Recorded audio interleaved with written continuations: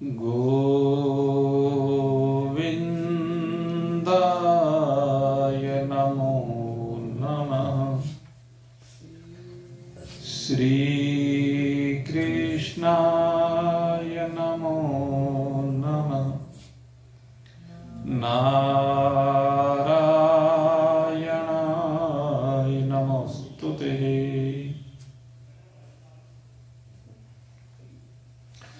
उपस्थित परम सौभाग्यशाली भगवत पथ पथिक भक्तवृंद, भगवान श्री कृष्ण के मुखारविंद से स्रवित इस ज्ञान गंगा में स्नान करके हम नित्य है निरंतर एक सुखद अनुभूति को कर रहे हैं। संसार की विषमताओं के बीच रहकर, संसार के विषयों का सामना करते हुए हम न जाने कितने युग युगांतर कल्प कल्पांतर से इस भाव में गोते लगाते चले आ रहे हैं। लेकिन मेरे मित्रों, वहां पर दुखों के अतिरिक्त तो कुछ नहीं मिल पाता है। उन दुखों की निवृत्ति करने के लिए ही हम महान पुरुषों की शरण को प्राप्त होते हैं। महान पुरुषों की शरण जिनको भी मिल जाती है, निश्चय ही अगर उनकी श्रद्धा है, उनका विश्वास है, तो वह भवसागर से पार हो जाते हैं, तर जाते हैं। और जो भवसागर से पार हो जाते हैं, उनके जीवन में फिर दुख का लेश रहता नहीं है, क्योंकि उस स्थिति में वो केवल भगवान को ही अपना सब कुछ पहले मानते हैं और फिर अनुभूत कर लेते हैं। और वो अनुभूति भगवान कहते हैं कि वेदाध्ययन करने से, अनेकानेक प्रकार के तप करने से,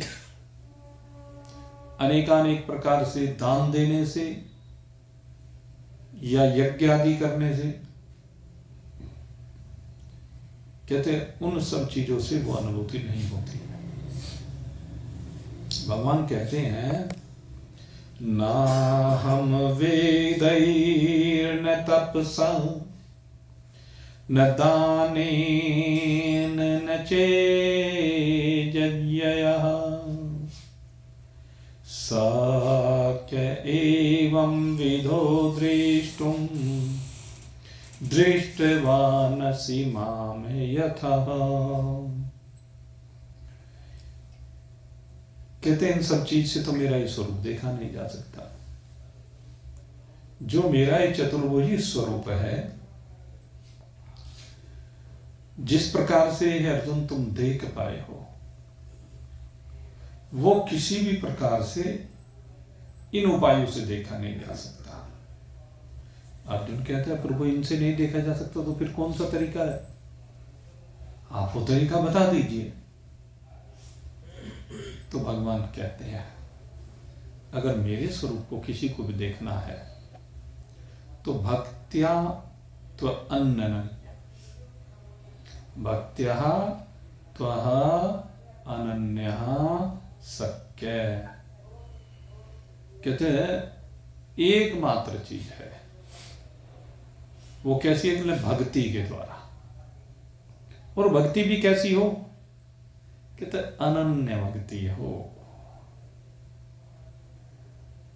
अनन्य भक्ति का मतलब क्या है? एक जगह पर इसमें और भी आया है, अनन्य चिंतन्तो माम ये जना परिपासते तेषां नित्ययुक्तानां योगक्षेम वहम्यम्। वहां पर है योगक्षेम वहम्यम्। कहते मेरा जो अनन्य भक्त है, अनन्य चित्त से अनन्यश्चिन्तन्तो माम ये जना पर्युपासते। अनन्य चित्त से जो मेरी उपासना करता है, ऐसे निरंतर लगे हुए भक्त के समस्त कार्यों को मैं सिद्ध कर देता हूं, उनका योगक्षेम स्वयं कर देता हूं। तो योगक्षेम का करना एक अलग विषय हो गया, और भगवान का प्राप्त होना ये अलग विषय हो गया। भगवान का चतुर्भुज स्वरूप का दर्शन होना वो अलग विषय हो गया। इन दोनों में भेद है। भगवान के दर्शन का लाभ, और कैसे दर्शन, कहते हैं जिसमें सदा सदा के लिए भगवान का हो जाए। एक तो केवल भगवान के नाम का जाप कर रहा है, मान लीजिए, अन्य चित्त के साथ रमा हुआ भी है भगवान में, लेकिन उसकी चाहते बनी हुई है। तो जब तक चाहते बनी हुई है तब तक कल्याण नहीं है। वो चाहतों की पूर्ति भगवान करता रहेगा। मुख्य बात कहा है कि भक्त्या त्वनन्यया शक्यः अहमेवं विदोऽर्जुन ज्ञातुं द्रष्टुं च तत्त्वेन परवेष्टुं च परन्तपः। कहते अनन्य भाव के साथ अगर वो भक्ति करता है तो तीन बातें होती हैं। अब यहां पर तीन बातों को भगवान बता रहे हैं।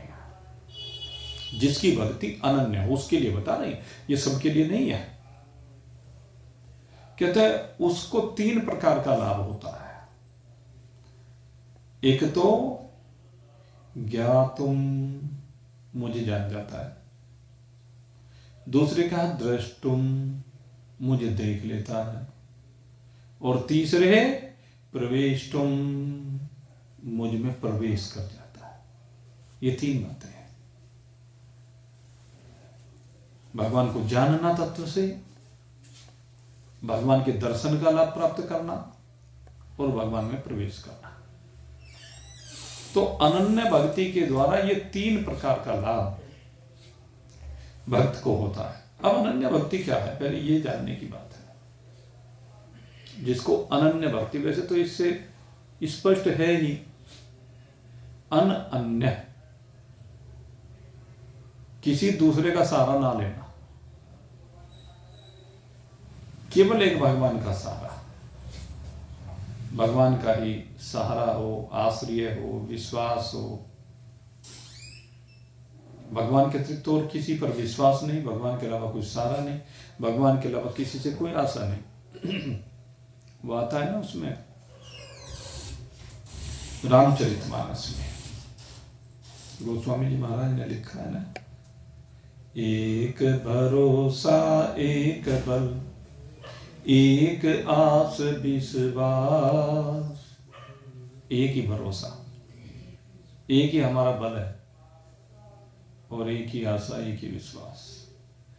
एक भरोसा एक बल एक आस विश्वास, एक राम घन श्याम हित, एक राम घन श्याम हित, चातक तुलसीदास।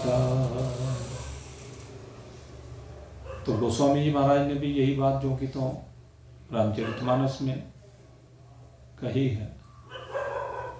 तो अनन्य भक्ति उसी को कहते हैं जब एक राम जी के अलावा, एक परमात्मा के अलावा किसी दूसरे के ऊपर न विश्वास हो, न किसी दूसरे का सहारा लेने की बात हो, न कोई आशा रखे किसी से। कोई कितना ही योग्य क्यों ना हो, कितना बुद्धिमान क्यों ना हो, कितने बलवान क्यों ना हो, कि तो उनका किसी का भी किंचित मात्र सहारा ना हो, किंचित मात्र अन्य किसी का महत्व ना हो, इसे अनन्य भक्ति कहते हैं। केवल भगवान का मन बुद्धि इंद्रियों के द्वारा पूर्ण रूपेण केवल अपने आप को भगवान के लिए समर्पित करते हैं, और मन में इच्छा हो भगवान के दर्शन की, एक तीव्र उत्कंठा हो भगवान को पाने की, भगवान के दर्शन बिना चैन ना मिले। भगवान का दर्शन के बिना तड़फन हो, ऐसी तड़फ हो कि वो भगवान को विवश कर दे, तब जाके बात बनती है। दर्शन बिन दो नैना तरसे, मैं बड़ी दुखियारी हूं, सबरी कहती है। दर्शन बिन दो नैना तरसे, मैं बड़ी दुखियारी हूँ, मुझको दर्शन देओ दया में, डालो मेरे नजरिया। रामा रामा रटते रटते, बीती रे उमरिया। रामा रामा रटते रटते, बीती रे उमरिया। राम तुम्हारे दर्शन के, वन में जीवन पालो रे। काम मतलब वन में रही इसीलिए रही है। वन माने एकांत, जहाँ कोई दूसरा है ही नहीं, न दूसरा कोई देखेगा न दूसरे का संग होगा, क्योंकि संग कारण चढ़ जाता है। इसलिए वन में सबरी भगवान के दर्शन के लिए उत्कंठा है, मन में प्रेम है, समर्पण है। ऐसे मीरा है, भगवत दर्शन की प्यासी है। ऐसे सूरदास हैं जो भगवान के दर्शन के लिए तड़पते हैं। तो भगवान के दर्शन के लिए एक तड़प हो, इसे कहते हैं अनन्य भक्ति। भगवान के अतिरिक्त और दूसरे की बात ही ना हो, इसे कहते हैं अनन्य भक्ति। एक भगवान की चर्चा करे, एक भगवान के ऊपर विश्वास करे, एक भगवान में चित्त को लगाए और भगवान के दर्शन बिना बिल्कुल बस चैन पड़े ही ना।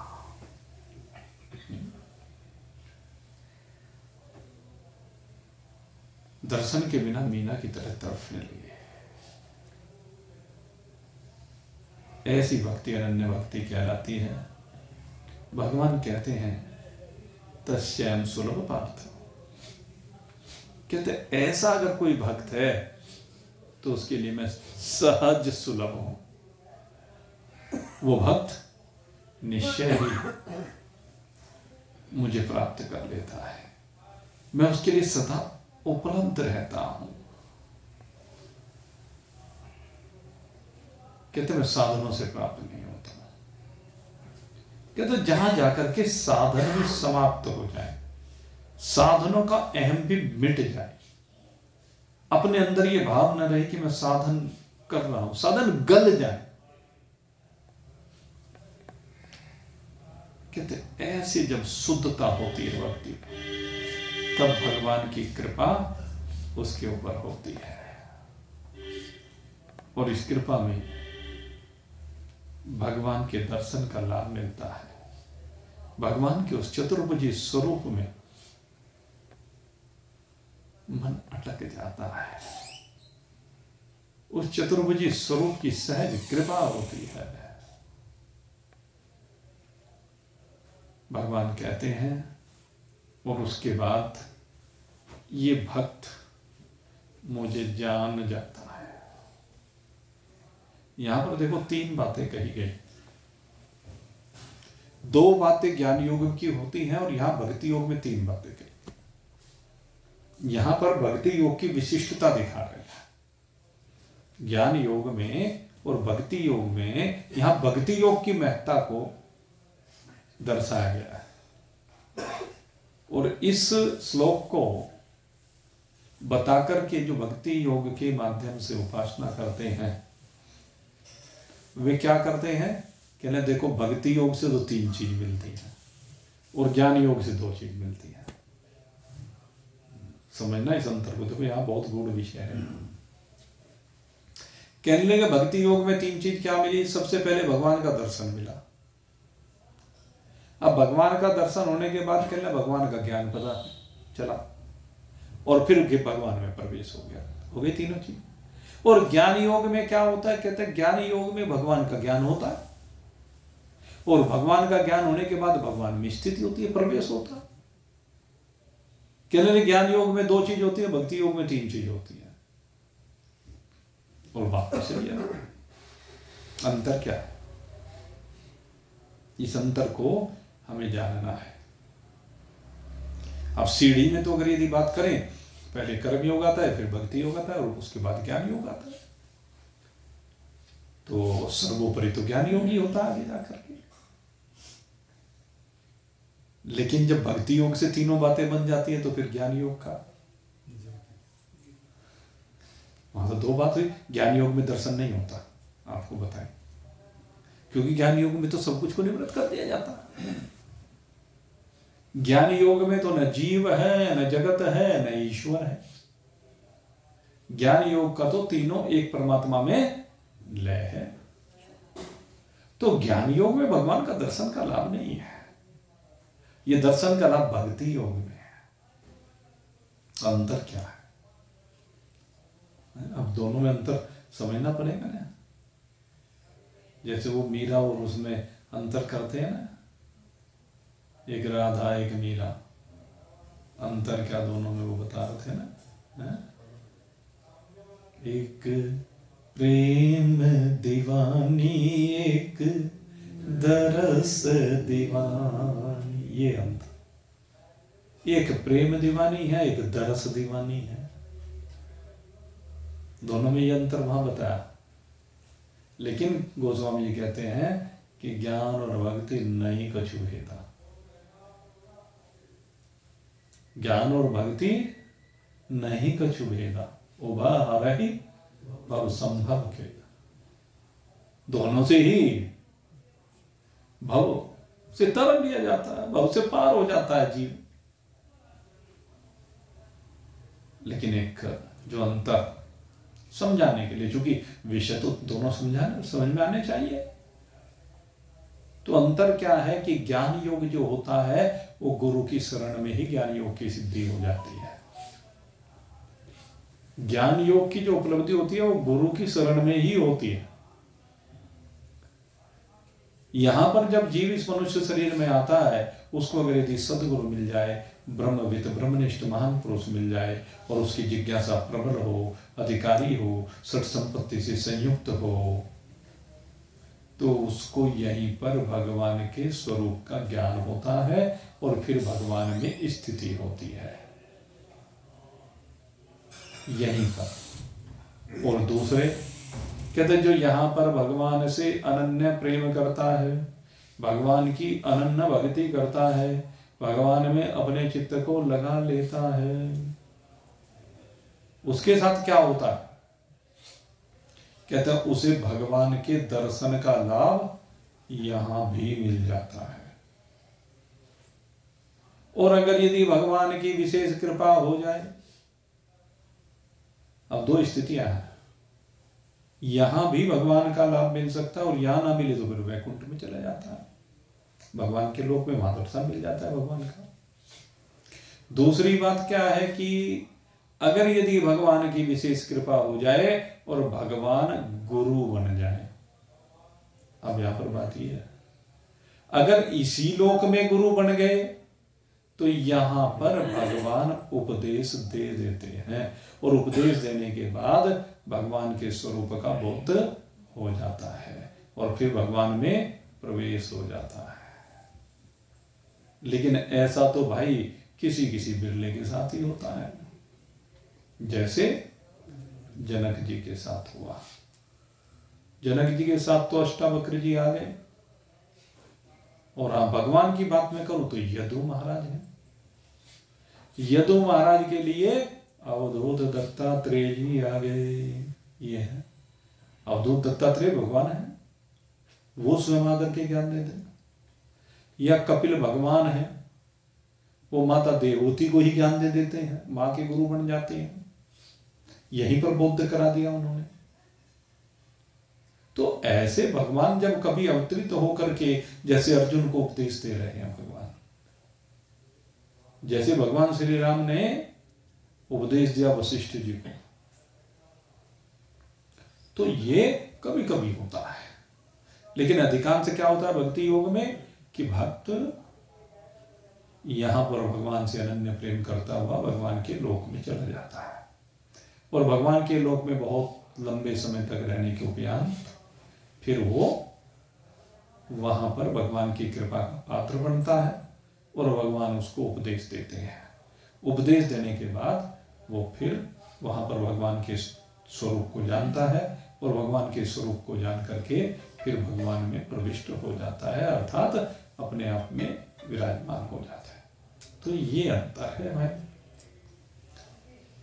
मुक्ति तो ज्ञान से है, रीति ज्ञान ना मुक्ति। मुक्ति जिसकी भी होगी वो ज्ञान से होगी। अब कोई वो ज्ञान किसी सदगुरु से प्राप्त कर ले या स्वयं भगवान से प्राप्त कर ले, अब ये बेसिकली अंतर है कि ज्ञान भगवान से प्राप्त किया जाए या गुरु से प्राप्त किया जाए। अब भगवान तो सबको सहज उपलब्ध होते नहीं भाई, भगवान को इतने आसानी से थोड़े ना मिलते हैं, और आसानी से मिल भी जाते हैं किसको? जिसको भगवान बता कि अनन्य भक्त हो मेरा, वो मेरे से प्रेम करने वाला हो, मेरे में ही चित्त को रमाने वाला हो, तो उसको भगवान यहां मिल जाते हैं। अब जिसको मिल गए तो उसको उसकी तो दोनों बातें यहीं सिद्ध हो गई। अन्यथा तो फिर इस शरीर को छोड़ने के बाद काफी लंबे समय तक वैकुंठ में रहने के बाद फिर बहुत होता है। तो ये थोड़ा सा अंतर है, नहीं तो परिणाम में फिर एक ही है। हाँ, एक बात जरूर है, भक्ति और ज्ञान में कहते हैं भक्ति करना आसान है,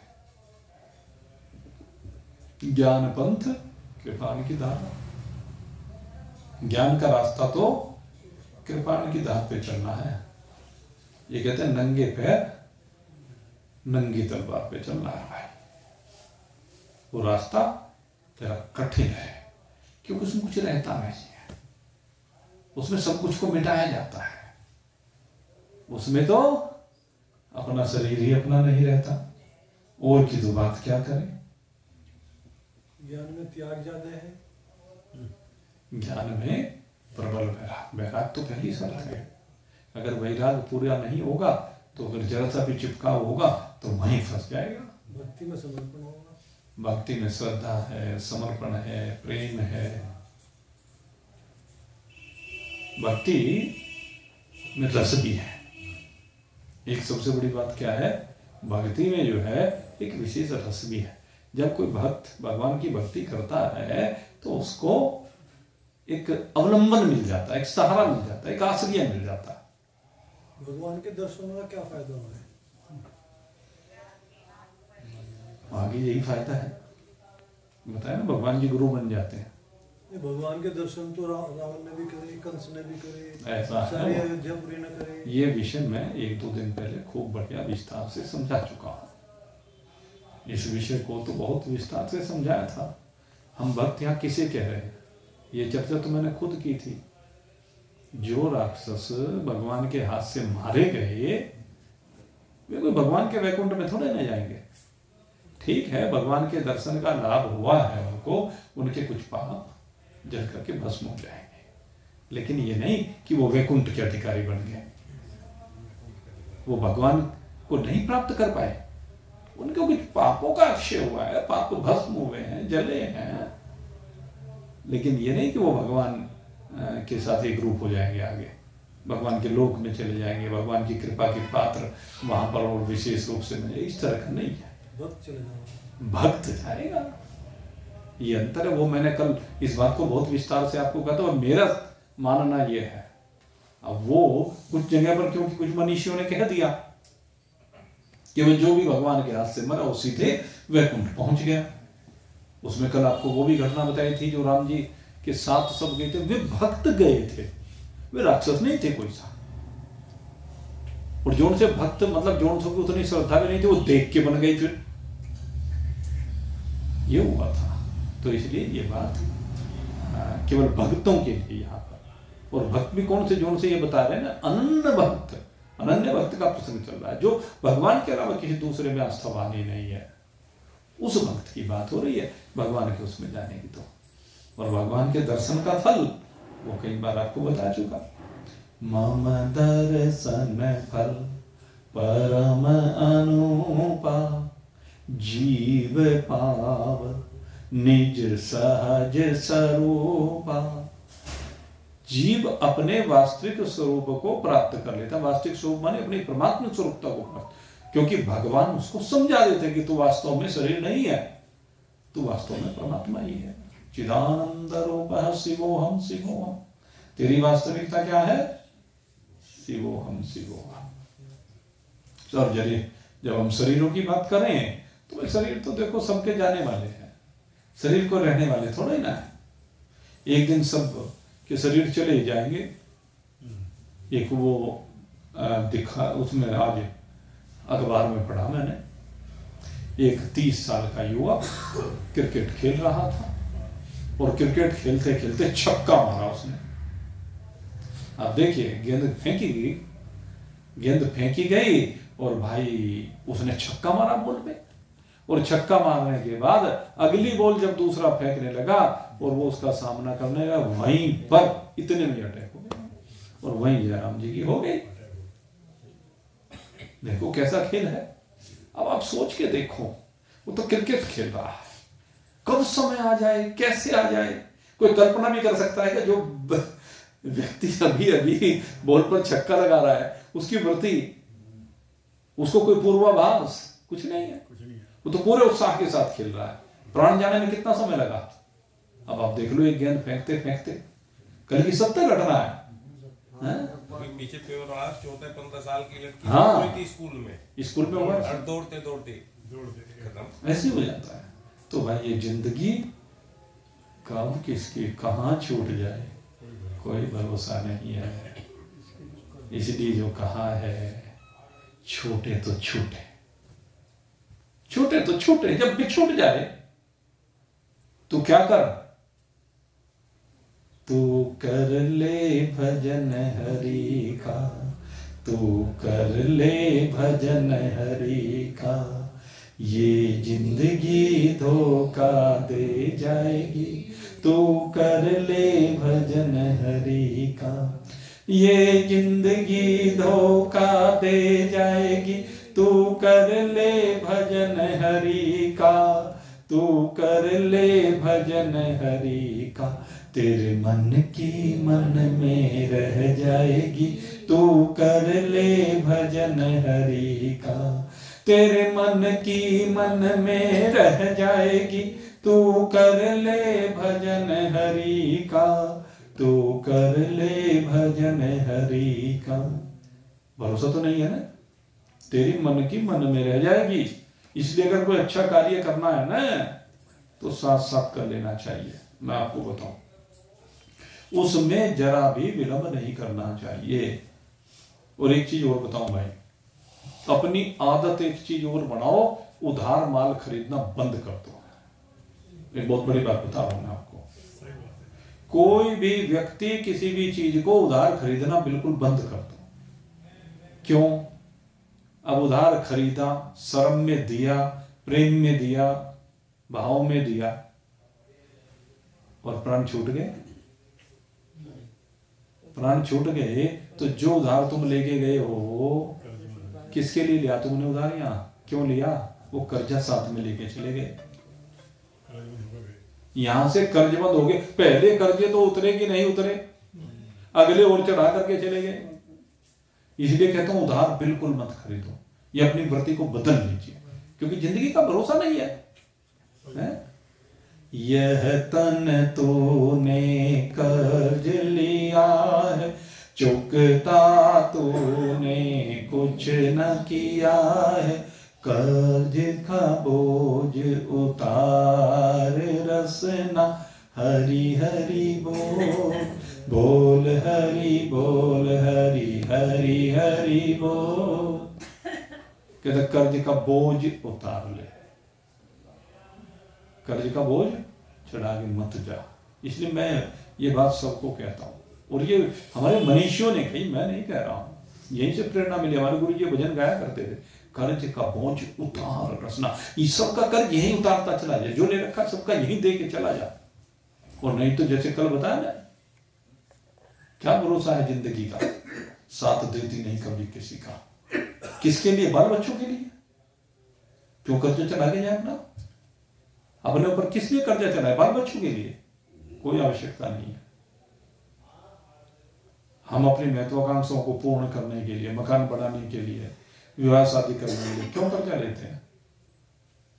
जैसा मिजान है वैसा कर लेना चाहिए। उड़कर चलने वाला हमेशा गर्त में जाकर के गिरता है, खाई में जाकर गिरता है।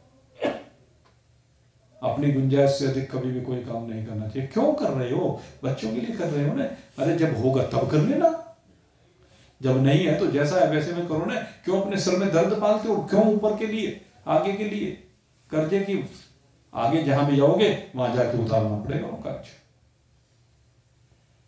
इसलिए भाई इस बात को समझ लो, ये जिंदगी धोखा दे जाएगी, तू कर ले भजन हरि का, तू कर ले भजन हरि का, तू कर ले भजन हरि का।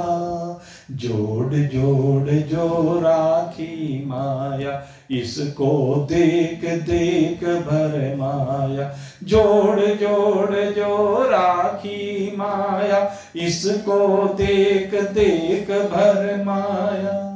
पानी जैसे बह जाएगी, तू कर ले भजन हरि का, पानी जैसे बह जाएगी।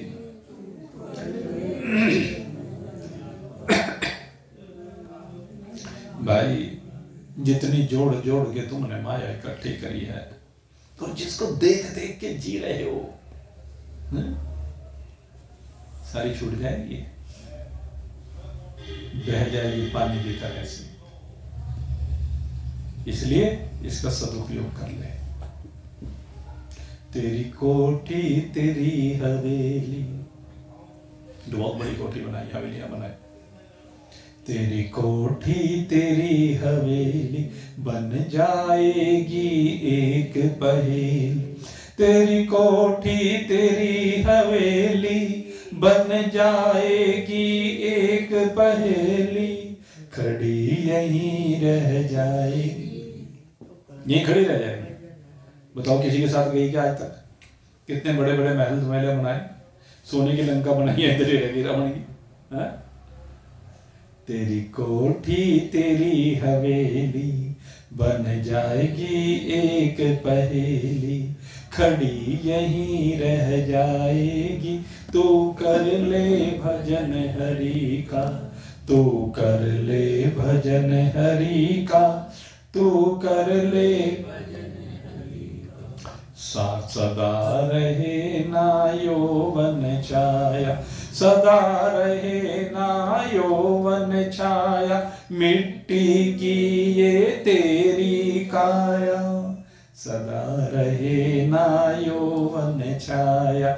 मिट्टी की ये तेरी काया, ये तो पल में ढह जाएगी, ये तो पल में ढह जाएगी। तू कर ले भजन हरि का, तू कर ले भजन हरि का, तू कर ले भजन हरि का। ये जिंदगी धोखा दे जाएगी, तू कर ले भजन हरि का। और भजन करने का यही है मौका, यही। और लोगों में भजन नहीं होता, ये बता दूं आपको। भजन करने का यही है मौका, इस जीवन का नहीं भरोसा।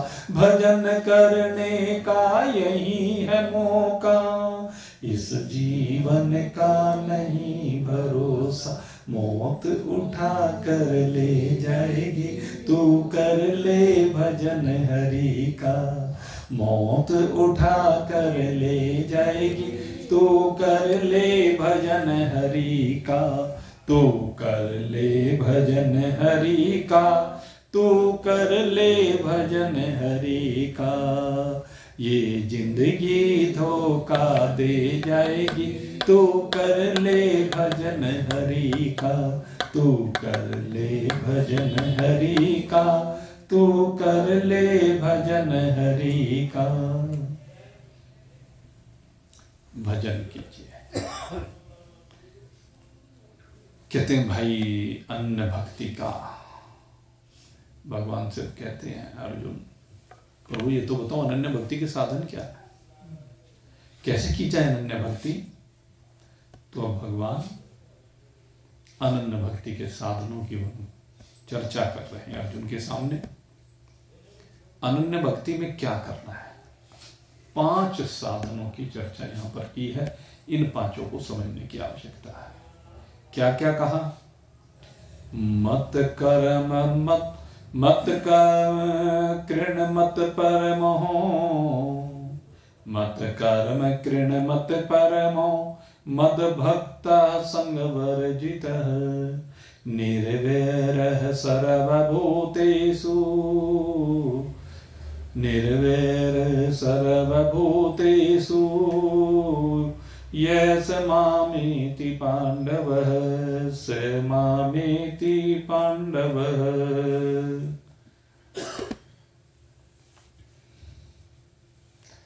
क्या कहते हैं, देखो कितनी बढ़िया बात बताई है। सबसे पहले कहा मत कर्म कृतः, मेरे लिए कर्मों को करें। हम किसके लिए कर्म करते हैं, जब हम किसी से बात करते हैं तो किसके लिए कहते हैं कि वे कर्म किसके लिए कर रहे हैं, बच्चों के लिए कर रहे हैं। अरे मुझे कुछ नहीं चाहिए, सब बच्चों के लिए कर रहा हूं। तो यहां कहते हैं इस विचारधारा को बदल दे, जो भी कार्य करे भगवान के लिए करे। न अपने लिए करना है न बच्चों के लिए करना। किसके लिए करना है, सारे कर्म भगवान के लिए करने। जो दायित्व तो भगवान ने दिए हैं, भगवान का काम है, भगवान तो मैं तो भगवान का काम कर रहा हूं। यहां पर भाव को बदल दीजिए। सबसे पहले मत कर्म कृत है, सबसे पहला साधन ये है, भक्ति योग का साधन है ये। हाँ। एक ही बात को अनेक प्रकार से भगवान ने अलग अलग जगह पर कहा है कि जैसे भी लग जाए।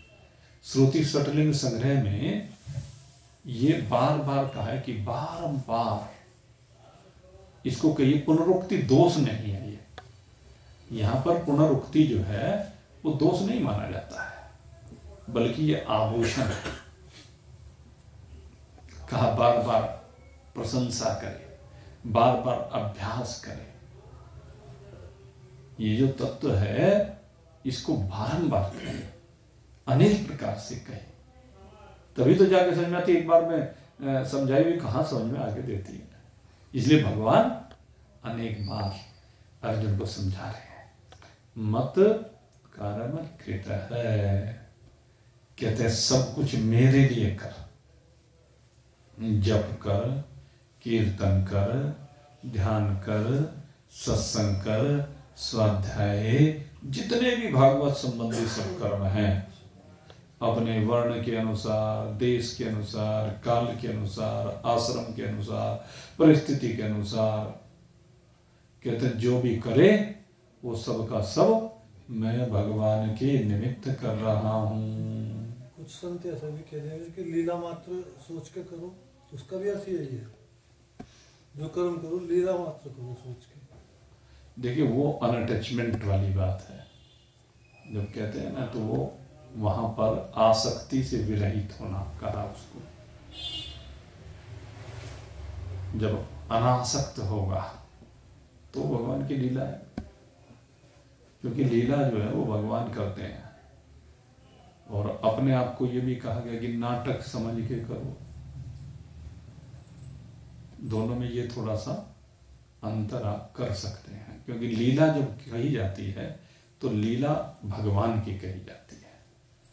और जीव असंग भाव से कर्म करे भगवत निमित्त कार्य, तो वो जो है एक अभिनय होता है, नाटक होता है, लोक व्यवहार होता है या प्रारब्धवश होता है। आप जिस तरह से भी घुमा के जैसे कोई समझ जाए, सीधी सी बात है, सब एक ही बात है। तो जितने भी कर्म हैं, वो जो भी कर्म चाहे पारमार्थिक हो या लौकिक हो, क्योंकि दो प्रकार के इस तरह के कर्म होते हैं, एक पारमार्थिक होते हैं, एक लौकिक होते हैं। जब तक शरीर रहेगा तो लौकिक कर्म भी होंगे, लेकिन लौकिकता में पारमार्थिकता बनी रहे, मेन बात है। जो लौकिकता है वहां पर अभी पारमार्थिकता। आप बच्चे के लिए कर्म कर रहे हैं, लेकिन बच्चे के लिए नहीं सोच के करना है, हम तो भगवान ने एक दायित्व दिया है, उस दायित्व की पूर्ति कर रहे हैं। वो मोह से भी रहित होकर के होगा। फिर भगवान ने मुझे जिम्मेदारी सौंपी है, भगवान ने जिम्मेदारी सौंपी है, उस जिम्मेदारी का पालन करना है। एक महीना पहले आप में से अधिकांश लोग वो दिव्य कार्य में लगे, तो किसका काम था? वो काम भगवान का था, वो भगवान की लीला थी, और भगवान की उस लीला में सब मोहरे थे। अब ये जो मोहरे हैं, इनका क्या भाव हो कि सब कर्म भगवत निमित्त हो रहा, न वो दिखावे के लिए है, न वो मान सम्मान के लिए है। वो कर्म मान सम्मान के लिए नहीं, भगवान ने एक अच्छा संकल्प उदित किया और उस अच्छे संकल्प को फिर आगे फलीभूत किया गया, उसमें हेतु बनाया गया। तो वहां पर अनासक्त होकर क्यों करें। मेन बात यह है कि कुछ लोग तो क्या है उसमें कि बस हो रहा है, ये अच्छी बात है, और कुछ लोग क्या है उसमें पार्टिसिपेट किया, सहयोगी बने, और सहयोगी बनकर के आगे आए, तन से, मन से, धन से, हर प्रकार से बड़ा सहयोग दिया, और उस सहयोग के कारण से ये सब कुछ हुआ। लेकिन वहां पर ये भावना नहीं होनी चाहिए कि मैंने इतना मोटा रुपया दिया, ये अहंकार आ जाएगा। मैंने इतना मोटा रुपया दिया, वो अहंकार का प्रतीक हो जाएगा। भगवान ने एक ड्यूटी दी थी कि तुझे ये इतना रुपया वहां पर मेरे कार्य में लगाना है, और आपने उसे भगवान का आज्ञा समझकर, भगवान के निमित्त, भगवान की सेवा के लिए भगवान को समर्पित किया। अब क्या है, ये भगवान का पैसा भगवान को समर्पित हो गया, और उसमें कोई अहंकार नहीं, उसमें कोई सम्मान की इच्छा नहीं, कोई बड़प्पन नहीं। हाँ, वो अलग बात है कि समाज प्रशंसा करे, समाज उनकी प्रशंसा करे। अब जिसका जैसा भी स्थिति थी, चाहे किसी ने एक पैसा दिया, चाहे किसी ने लाखों में दिए, जिसकी जैसी भी स्थिति, जैसी भी श्रद्धा, जैसा भाव, लेकिन वो भगवान के लिए अर्पित किया। किसी ने सामान, बहुत लोग ऐसे रहे जिन्होंने सामान दिया, बहुत लोग ऐसे रहे जिन्होंने धन दिया, बहुत लोग ऐसे रहे जिन्होंने तन दिया। जिन्होंने तन दिया उनका अपनी जगह पर पूरा महत्व है। ये नहीं, महत्व धन वाले का भी पूरा है और तन वाले का भी पूरा है, और सबसे बड़ा महत्व मन वाले का। मैं मानता हूं सबसे बड़ा महत्व मन का होता है, जिनके मन में भाव रहे, जिनके मन में भगवान का कार्य करने का भाव रहा है। ये भगवान का तो कार्य था। और कुछ लोग तो ऐसे रहे, मुझे भी अचंभा हुआ, जितना बड़ा सहयोग उन्होंने दिया। मान लीजिए किसी से हम अपेक्षा करें भाई ज्यादा क्या देगा, कि 1100 रुपये दे देगा, 2100 रुपये दे देगा, और वो 1100-2100 रुपये के स्थान पर आए और चुपचाप बहुत मोटा अमाउंट दे करके चला जाए, तो क्या है, उसका मन है। और उसने कह भी दिया कि बताना मत किसी को, कहने मेरे बारे में किसी के आगे जिक्र मत करना, और हमने करेगा भी नहीं। फिर जब किसी ने ऐसा कह दिया तो फिर उसके बारे में जिक्र किया भी नहीं, कि नहीं भगवान के लिए है, भगवान की आज्ञा हुई है, भगवान ने मुझे कहा है अपना पेट काट करके देना, यह है भगवत कार्य। तो मत कर्म कृत है। और एक ऐसे होते हैं बहुत जिनके पास खूब धन है लेकिन मन नहीं है, ऐसे भी तो है ना। तो कोई बात नहीं, वो भगवत कार्य में नहीं लगे तो नहीं सही, उनके पुनरपि जन्मम पुनरपि मरणम है।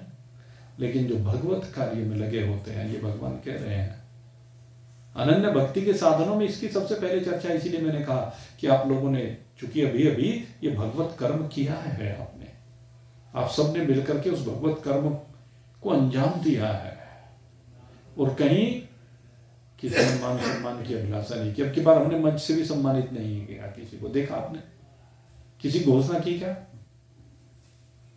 इतने बड़े कार्यक्रम में जिसमें 5-5 लाख रुपए के लोगों ने सहयोग दिए हैं, और हमने एक बार ना वहां किसी के रुपए बताए, किसने दिए कितने दिए, और ना ही उनको वहां स्टेज पे बुला के सम्मानित किया। पहली बार किया ऐसा, पहले करते रहते थे, लेकिन इस बार इतने बड़े कार्यक्रम में किसी को इस तरह से बुलाया नहीं गया, क्योंकि मन में अब की बार ऐसा भाव था कि इन सबको गुप्त ही रहने दो, तो गुप्त ही रखा गया, क्योंकि वो भगवान का कार्य, ये भगवान के लिए कार्य किया गया। तो ये है मत कर्म कृत है। पहली बात तो भगवान ने ये बताई। दूसरी बात, अब भगवान कहते हैं मद भक्त है। दूसरी बात क्या है? मेरा भक्त हो। और तीसरी बात मत परम, मेरे पारायण हो, पूरी तरह से अपने आप को मेरे पारायण हो जाए। और फिर इसके बाद संग वर्जित, कहते संसार के संग को छोड़ करके एक मेरा संग करे। और एक बहुत बड़ा भाव अब यहां पर आया, सर्वभूतेषु निर्वैरः, किसी भी भूत प्राणी के प्रति कोई बैर ना हो। यहां तक कहा कि किसी ने आपका अनिष्ट भी कर रखा है तो आपको यह भी भगवान का प्रसाद समझ लेना चाहिए। किसी ने आपका कितना ही बड़ा हित कर रखा हो, उसे भगवान का प्रसाद समझ करके कहते हैं उसको वहीं पर समाप्त कर देना चाहिए विषय को। उसके प्रति कोई द्वेष नहीं होना चाहिए, ईर्ष्या नहीं होनी चाहिए, कोई बदले की भावना नहीं। तो इसे कहते हैं निर्वैरम। तो ये 5 साधन भगवान ने बताए अनन्य भक्ति के। इन 5 साधनों के द्वारा कहते हैं कि आप मुझे प्राप्त कर सकते हैं। तो अपना अपना विश्लेषण कीजिए और देखिए कि इन 5 में से कहां पर कमी है, और जहां पर कमी दिखाई दे भाई उसको दूर कर लीजिए। अगर उसको दूर कर लिया तो समझ लीजिए भगवान आपका है, 100% आपका है। आपसे विलग नहीं है। अर्जुन को मिला तो आपको भी मिलेगा। उस चतुर्भुज स्वरूप के दर्शन, उसका ज्ञान और उसमें प्रवेश, तीनों बातें सिद्ध होंगी। आप सबके लिए बहुत बहुत शुभकामना करते हुए अब इस वर्ष के अंतिम दिन 2024 का समापन होने जा रहा है कुछ ही देर के बाद।